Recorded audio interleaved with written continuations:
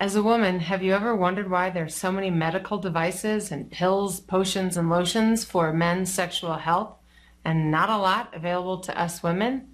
Have you wondered why you only get to speak about your sexual bits, parts, and pieces to your gynecologist and why you can't talk to more people about it?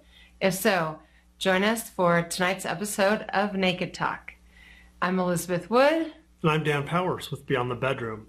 Okay, so Naked Talk is where we get naked in a conversation of sexuality, intimacy, and relationship. We strip down and expose the bare facts so you can learn what it takes for your love to thrive. Tonight we're going to talk about a lot of women's issues. There was a particular article that came out in the New York Times that I'm going to let Elizabeth talk a little bit more about.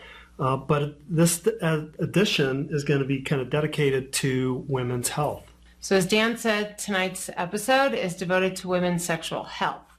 And what does that really mean? Does it mean that we're just talking about boobies, your vaginal parts? I mean, that's, all the clinical terms and the not so clinical terms. But what does women's sexual health really mean? What do you think it means? Well, and I guess one of the other questions that I want to look at is also, we do have an issue with medicalization of women's health around their sexual drives, things like that. And it turns out a lot of times that Big Pharma is trying to make a problem that isn't actually there. They're talking a lot about women's arousal disorders, just like they did with men. They've created erectile dysfunction, which wasn't really, it's not really a medical issue necessarily, but they've created a whole term for it and then created Viagra, Cialis, etc. to cover that. Women, it's the same thing. Yeah, and in certain cases, of course, Viagra and Cialis have their appropriate application, and we have to be very careful when talking about this. Neither Dan nor I are medical doctors, therefore cannot give medical advice, but Viagra is one of those things, one of those drugs that works in certain conditions.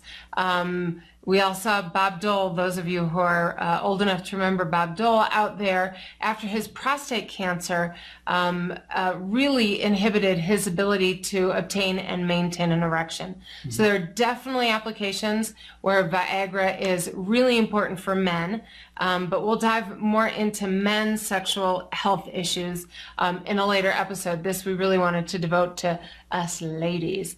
But that begs the question, what do we do with women's sexual health? Do we chase after the little blue pill that has helped so many men maintain and obtain strong erections?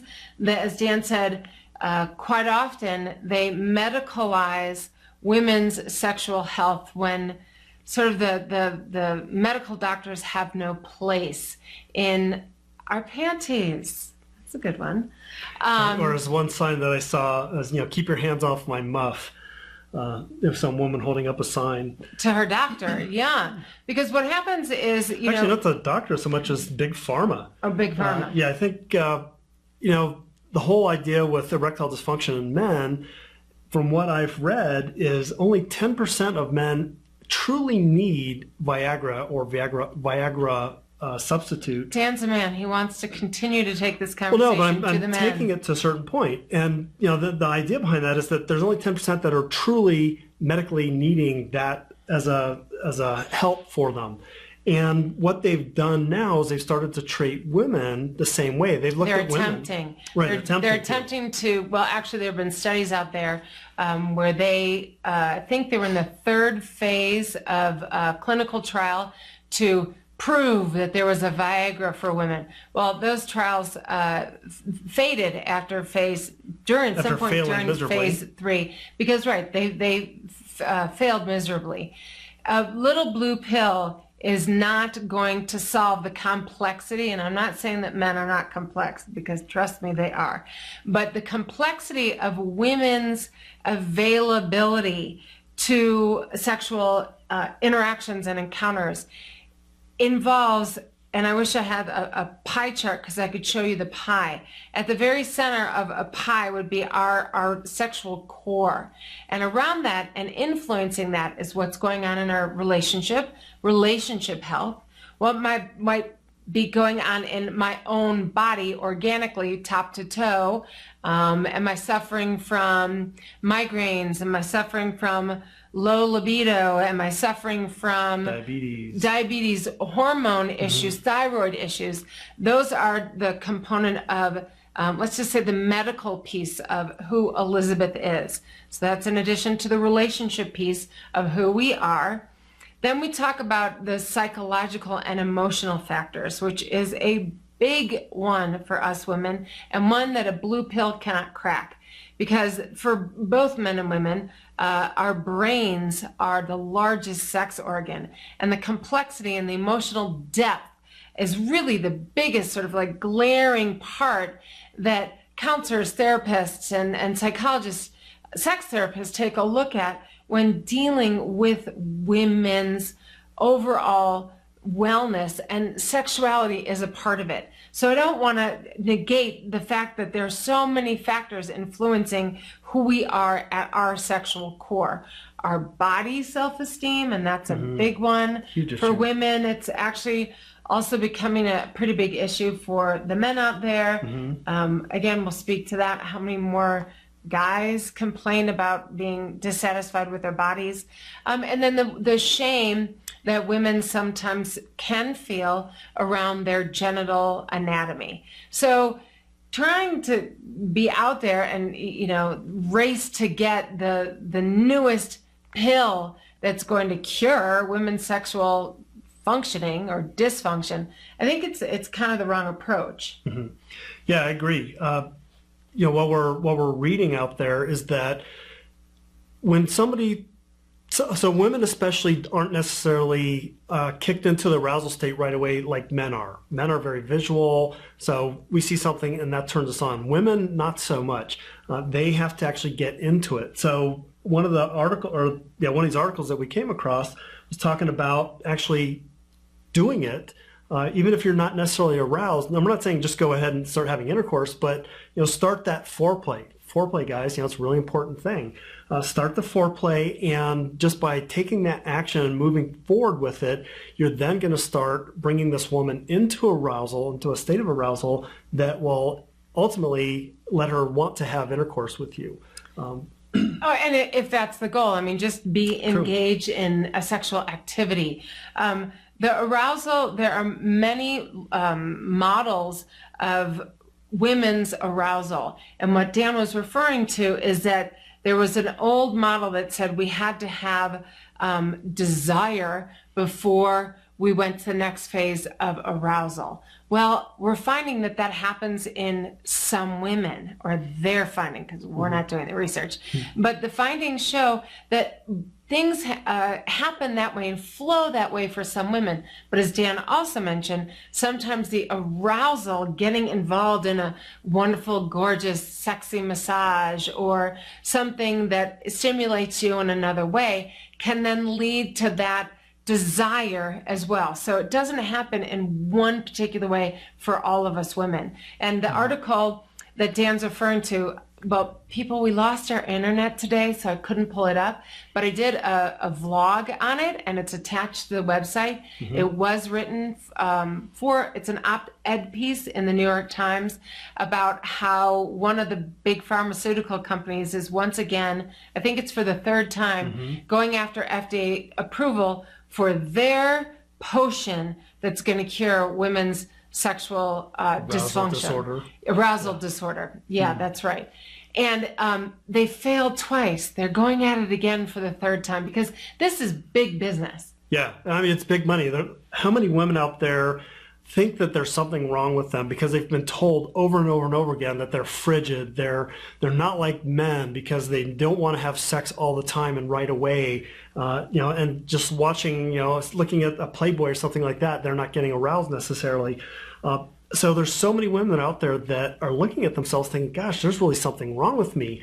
And if Big Pharma has anything to do with it, that's going to be a pandemic solution that they'll be able to provide for by providing this pill. Now, they're going to say that this pill works if they can get through the FDA, and we all know that a lot of things have gotten through the FDA that aren't necessarily valuable, aren't necessarily good.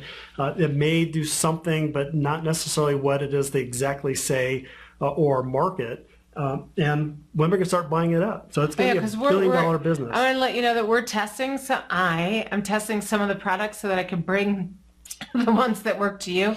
And let's be honest, you haven't seen any reviews of any of the ones that work because they don't. There's way more complexity to our sexual availability. There's a great movie. It's an old movie. No, 2009, 2010. You can get it on Netflix. Well, it is kind of old now. For these days, yeah. Yeah. Half a decade. You can get it on Netflix, and it's called Orgasm Inc. And it's by, I believe her name is Liz. Her first name is Liz. We'll put it at the bottom here. Yeah, we'll put it at the bottom here. It's an excellent movie about the medicalization of women's sexual functioning.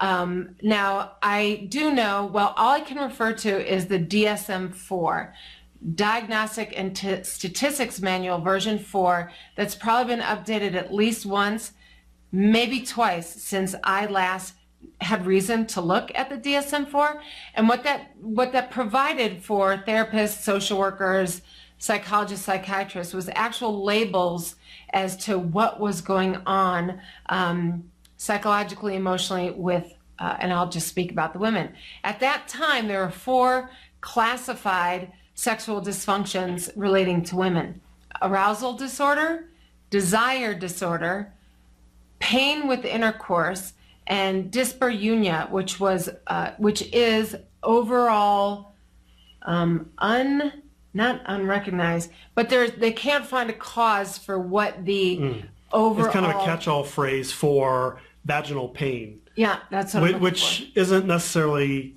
because there's 2. What's the other one? Vaginismus, thank you, is a psychological kind of pain, and it's a contraction of the vaginal walls because you, as a woman, think that something's wrong, and so you tighten up, and that creates a lot of stress. Reaction to past traumas, things like that. Right. Well, whereas dyspareunia is more physiological and issue. Localized without being able to not localized, generalized without being able to pinpoint one exact reason why the woman is experiencing pain. So I know that the arousal order, the classification has changed once, maybe twice, and again, there may now be 6 classified dysfunctions relating to women's sexual health. Valid, we're not trying to dismiss any of that at all, but there's so much complexity and so much that's still left to be understood. We want to give women hope that we're not broken if we don't feel libido because we have a throbbing headache. There is some truth to no, not tonight, dear, I have a headache. And there's also some validity to the excuse of, I just don't really feel up to it, but I've got to make an excuse, so I make up this headache. Well, there's also some validity to the fact that even if you do have a headache, the chemicals that are created through lovemaking actually can suppress and repress the headache. Yeah, because it's a lot about contraction and blood flow that helps ease a headache that is brought on through the state of physical contact. So great suggestion. Next time, don't turn away from your partner when you have that headache, ladies. Maybe lean in toward them and ask for a specific type of touch that might relax you, and no pressure to fully engage in intercourse, but see what some stimulation might do if it can help ease your headache. That's a great suggestion. I would say depending on what kind of headache too, because I know that migraines are a different breed of beast, and I get migraines. I suffer with migraines, and nothing helps those except the 5-hour energy drink. Yeah, and I mean, they're debilitating. So we want you to take care of yourself. But if it's one of those, it's like, oh, it's kind of a low-grade headache. Why don't you lean in and explore, whether it's with a partner or not? You can do some self-pleasuring to see if that can ease some of the tension in your head, because there's a tension flowing and being generated elsewhere. So back to this whole, it's kind of a curse on some of us women that we go to the doctor to get a cure for something that could be addressed somewhere else, like maybe a healthier relationship, maybe one where you don't feel so exhausted or stressed or pressured, or what else do you think can contribute to the relationship component of the sexual pie? Well, certainly in the relationship pie, slice of the pie, if you're not in a good space in your relationship, if you've been fighting, if there's a lot of stress because you're both at work and you're coming home and you're tired and you've got kids that you have to deal with and a number of those kinds of things, all of that is going to have an impact on your sexual desire, sexual arousal. You really need, and we've said this a number of times, in our busy schedules, we really need to just create a calendar that says today is the time that we're going to have an intimate connection. And one of the things that I learned just recently is I put on our calendar for sex sessions. And what Elizabeth looked at that to mean was that we were going to have intercourse. And for me, it was, I'd like to have intercourse, but at the same time, it didn't necessarily need to be intercourse. It could be just connection, laying there, caressing and holding each other, that kind of thing. So, lesson learned for me. Let's try that. Yeah, because we women want the intimacy. It's that trickle-down effect that, for those who've known me long enough or watched me long enough, the trickle-down effect is we need our minds to be engaged in the sexual process. We need our minds to shut down from the busyness of the day, the squabbling of the kids, the dog that ran loose and didn't come home for hours. All that stuff needs to quiet down. And it's the trickle-down effect that slowly, if we feel connected and attended to and really heard by our partners, then it's like, we can open up into this love space. And the more love we feel flowing towards us, trickle down, trickle down, trickle down effect, it eventually gets to our genitals where we can feel that state of, I'm open for this now. Where men, it's the inverse relationship where their connection comes through the touch and comes through the genitals, and it's actually the inverse starts to flow. So the more he's touched, stroked, fondled, caressed, that brings the energy up through his heart, and he's like, I'm ready. More connection, more touch, more connection, more connection, more touch. And where's the place that we meet? It's really quite nice. We meet right here in the heart-centered space. So think about it. The more the men pay attention to easing our minds and our emotions, and the more us women pay to the touch needs and the physical drive of the men, the more commonplace we'll find. So I digress. That's one of my favorite tips actually to give. Well, and one of the things that she talked about is really creating that cup that's full of the love juice energy. And there's a number of programs that are out there. One we do is called Central Stroking Technique, and we're actually going to have a workshop on that online, and then we also do face-to-face workshops around this. But the idea is a structured 15-minute clitorally focused massage where the idea is not to have intercourse, but to increase that arousal, focus attention on the partners that have clitorises, and get them to that point where all you've got to do is say, hey honey, let's get together, and you flip that switch and boom, everything's ready to rock and roll. Because there's such truth to the if a fire goes out, it takes so much more time, fuel, energy, commitment to get that fire back to full burning versus tending to it and keeping it, could be on a low burn, but never letting that fire of a woman's sexual energy die. Because it's again, every time, it's like every time you open that refrigerator door, it just sucks out energy. So it's like you have to kind of choose. I don't actually know why I'm talking about the refrigerator door. Scratch that, people. But back to the cauldron. Probably wanting to be in the kitchen. It's close to dinner time. Keeping that fire burning is so important for us women, and tending to it, again, whether alone, doing some self-pleasuring, or in partnership, it's vitally important to actually our overall well-being. let alone our sexual well-being. So that's probably, we're giving lots of tips here today. Probably another tip is to keep that fire stoked for the women. It's easier for the men. It's an evolutionary thing that they're quicker to start and faster to burn. But we need to keep ourselves pumped and primed, and that fire burning. Don't let it go out, because it's more problematic when we let it go out. And to try to rekindle it is a lot more difficult than fanning flames that are already in existence. Yeah, that's a great analogy also. So we both love, what's the movie called? Orgasm Inc. Orgasm Inc. It's a fun movie, and it might be heartbreaking to some of you who watch this, because maybe you're going to recognize yourself in a number of the women whose stories are portrayed.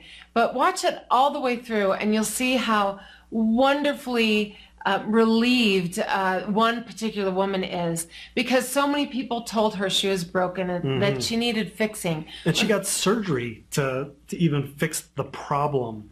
She had something inserted into her spine, Yeah. but you'll see it. We don't want to take the fun away. Yeah. Watch it with a group of girls. Watch it by yourself, women. Watch it by yourself, and then watch it with your partner, because it makes so much sense. It's a really non-threatening way to help us all understand that certain things aren't going to be cured with a quick fix.